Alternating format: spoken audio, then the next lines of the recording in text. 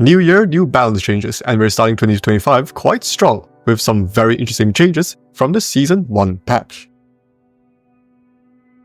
Let's start off with the shotguns. One of the most annoying weapons in the game, the KRM 262, has been nerfed. I'm sure you Garena players are squirming in your seats right now. Its mag size has been reduced by 2, going from 8 to 6. This means that you'll have to be a bit more careful with how you measure ammo, as you might find yourself getting caught empty more often. But for the skilled players out there, this change shouldn't be a big deal.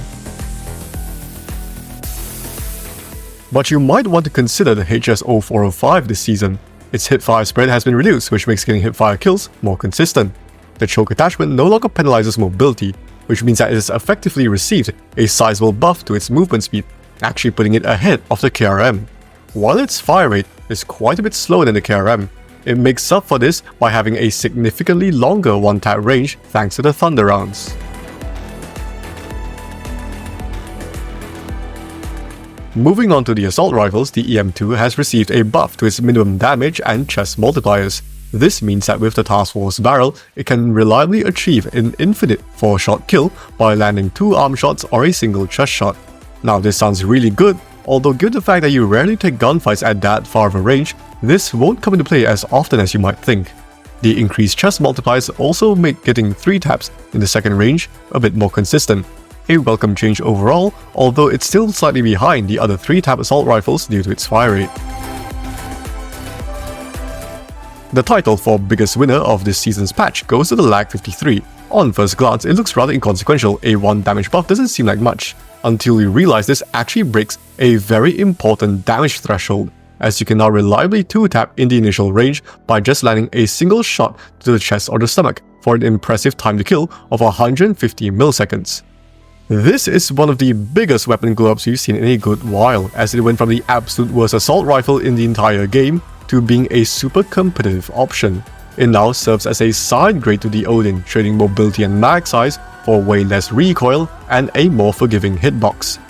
We might actually end up putting this weapon in the top weapons list, which will come very soon, but this will need some playtesting.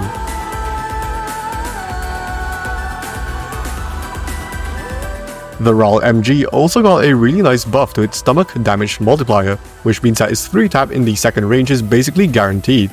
This gives it a very strong advantage over the PKM, as while the PKM kills slightly faster, the RAL has a much better 3-tap consistency and range while being not that far behind in terms of mobility.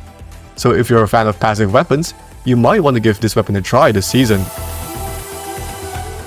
The light mags of the Holger 26 now bring the weapon to assault rifle levels of ADS time. This sounds very interesting, but it doesn't address the weapon's main issues, being the mediocre range and bullet spread accuracy. Therefore, there is not much reason to use this over an actual assault rifle. They've also been given recoil reduction buffs this season, but given that the Holger already has extremely low recoil, this isn't very useful. The rapid-fire barrel of the Hades no longer penalizes the chest multiplier, giving it the potential to 3-tap for an extremely fast time to kill of 162 milliseconds within the initial range. Now this sounds really overpowered, but keep in mind that this is a fairly short distance of 12 meters and requires you to land a single chest shot, which is not guaranteed. But it does give the weapon a very strong edge as a close quarters LMG. Now, moving on to the SMGs. The CBR4's damage in the third range has been increased, giving it the potential to 5-tap with upper body shots. It also receives a buff to its strafe speed and hipfire spread, which brings it closer to the more aggressive SMGs. These changes do help to make the weapon more competitive, but it is still outclassed by the other flex options. The GKS's bullet spread accuracy and bullet impact have been buffed to be on par with the 3-tap assault rifles, which is really good considering that this is an SMG, allowing you to make better use of its impressive 4-tap range. It is still an inferior version of the USS-9, which has better mobility, handling, recoil and overall consistency, but if you really don't like that bullet speed or hit flinch, this is a viable option.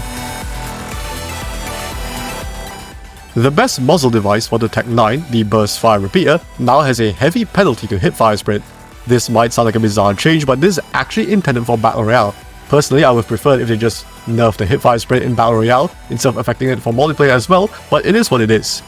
For those who don't know or have not watched our Battle Royale weapons video, the Tech 9 is easily the best SMG in Battle Royale, as it was simply too good at everything.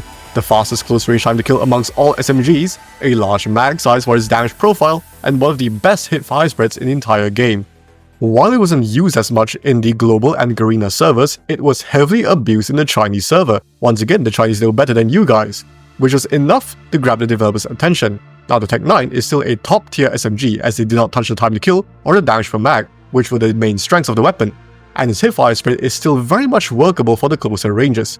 But it does open up a slot in the SMG meta for a hipfire option. And the devs have already started buffing the other SMGs to be potential contenders for that slot, one of these being the Lapa, which has had its hipfire spread massively buffed. This means that with just the 5mW combat laser, you now have the second best hipfire spread for full auto weapons, beaten only by the PPSH. Combining this with excellent time to kill and high damage per mag, this does look like a very promising option to use in Battle Royale. We will be making a video covering the best SMGs in Battle Royale this season. The Cavalry Lancer barrel now gives a sizable buff to bullet speed as well, but given the heavy mobility drawbacks, this is still not a worthwhile attachment. Another potential contender is the Tricom, which now has the tightest hipfire spread amongst all SMGs in Battle Royale. Its time to kill outside close quarters has been improved as well. Similar to the Lapa, it has excellent time to kill, impressive range for an SMG, and high damage per mag. Although it does have a noticeable burst delay which might be a turn-off for some players.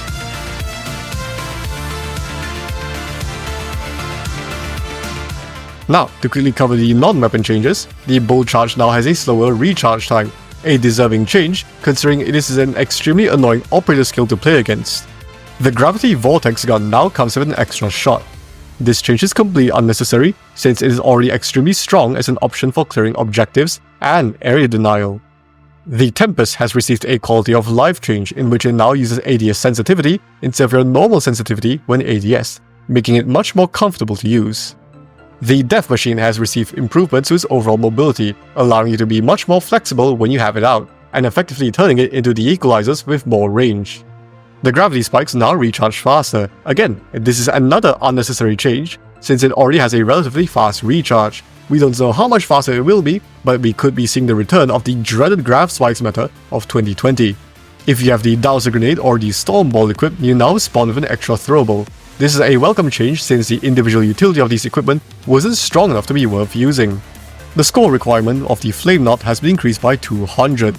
Considering that this score streak was way too strong for its price, this is a fair change.